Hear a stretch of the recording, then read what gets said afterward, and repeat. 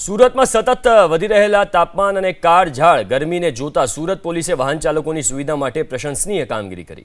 શહેરમાં આજે 38 degree Celsius તાપમાન નોંધાતા લોકો ગરમીમાં શેકાયા, ત્યારે ટ્રાફિક સિગ્નલ પર ઊભા રહેતા વાહન ચાલકોને શીતળ છાયા મળી રહે તે માટે રોડ પર ખાસ ડોમ બનાવવામાં આવ્યા।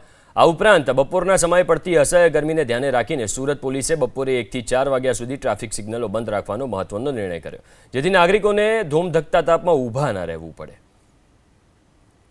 કાળઝાળ ગરમીથી લોકો શેકાઈ રહ્યા છે, ત્યારે સુરત પોલીસ દ્વારા અત્યારે હાલ મંડપ બનાવવામાં આવ્યો છે। લોકોને રાહત મળે એના માટે ખાસ કરીને આ પ્રમાણે સુરત પોલીસ દ્વારા વ્યવસ્થાઓ કરવામાં આવી છે। ત્યારે દ્રશ્યમાં જોઈ શકાય છે લોકોને શીતળ છાયા મળે છે। શું કહેશો પોલીસની કામગીરીને લઈ? કામગીરી એટલી સારી છે કે જેટલા પણ આવા સિગ્નલો છે ત્યાં આ રીતની એ કરવામાં આવી છે અને અમને બહુ રાહત રહે છે આનાથી।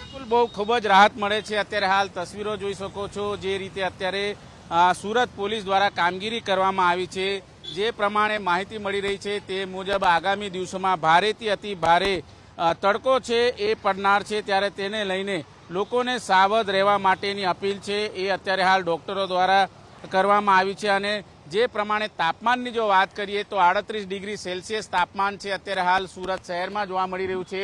ત્યારે સુરત શહેરમાં જે વાહન ચાલકો છે એ વાહન ચાલકોને કોઈ પણ જાતની તકલીફ ન પડે તેના માટે ખાસ કરીને આ પ્રકારનો જે માંડવો છે એ માંડવો બનાવવામાં આવ્યો છે। જોઈ શકાય છે અત્યારે હાલ ગરમીમાં લોકો હેરાન થાય છે, ત્યારે માંડવો બનાવ્યો છે।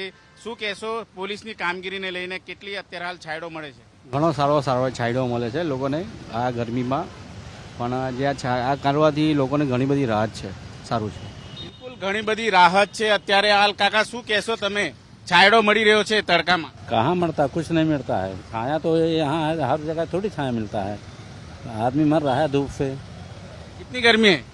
अरे 40-42 होगा लगभग। गर्मी खूब ज छे અને તસવીર જોઈ શકાય છે આ પ્રમાણે તમામ જે વાહન ચાલકોને અત્યારે હાલ જોઈ શકાય છે જે શીતળ છાયા મળે તેના માટે અત્યારે હાલ આ રીતની વ્યવસ્થા સુરત પોલીસ દ્વારા કરવામાં આવી છે।